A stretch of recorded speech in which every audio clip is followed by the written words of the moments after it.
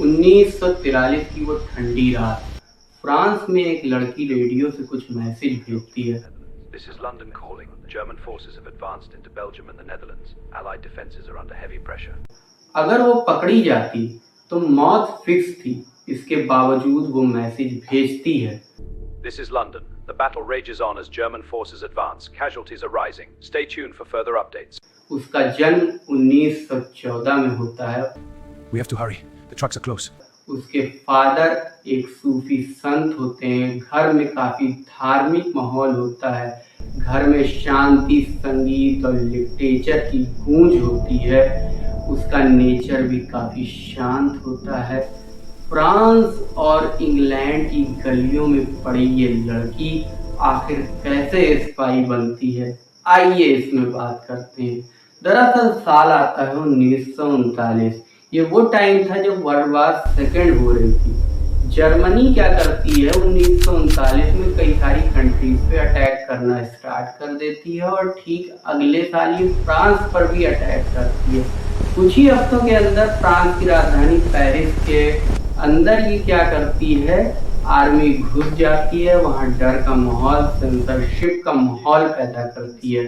France की कई सारी फैमिलीज को फ्रांस छोड़ना पड़ता है, जहाँ से ये फैमिली भी फ्रांस से इंग्लैंड चली। Hurry, the soldiers are getting closer. I'm moving as fast as I can. We have to leave now.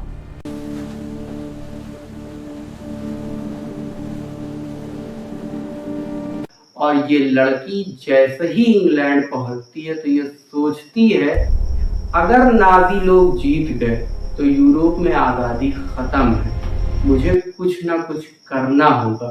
और यहाँ से शुरू होती है नूर इनायत खान से स्पाई बनने की कहानी। Messieurs, mesdames, nous avons trois options. La troisième minimise les pertes civiles. Exactement, c'est l'option la plus viable. D'accord, on choisit la troisième.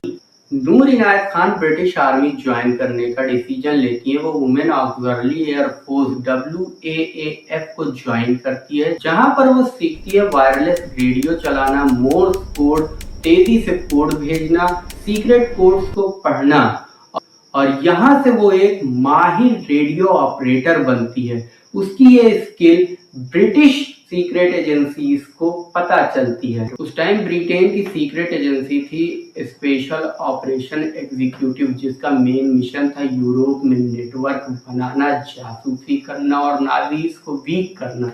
इसके लिए उन्हें एक ऐसे बंदे की तलाश थी जो फ्रेंच जानता हो, फ्रांस में काम कर सके और सबसे मेन चीज के रेडियो ऑपरेट कर सके।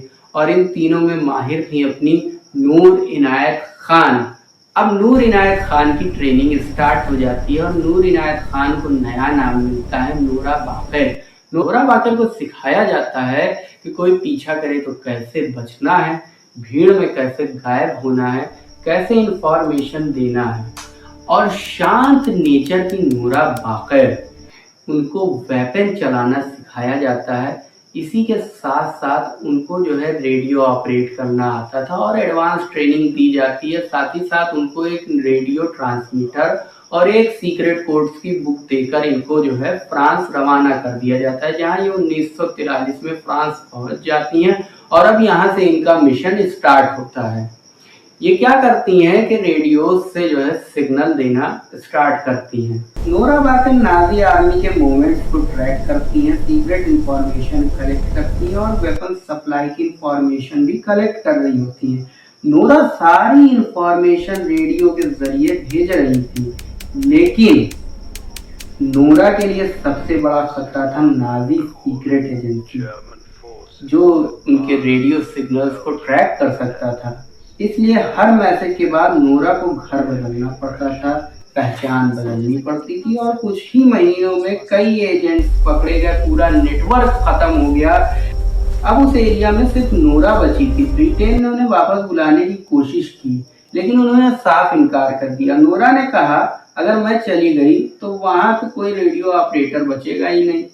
एक लोकल ने पैसों की लालच में नूरा की सारी इंफॉर्मेशन नाज़ी पुलिस को दे दी, जहां पे वो पकड़ी जाती हैं और पकड़ी जाने के बाद पूछताछ स्टार्ट होती है। पूछताछ में नूरा से जितने सवाल पूछे गए, नूरा ने कोई भी इंफॉर्मेशन नहीं दी।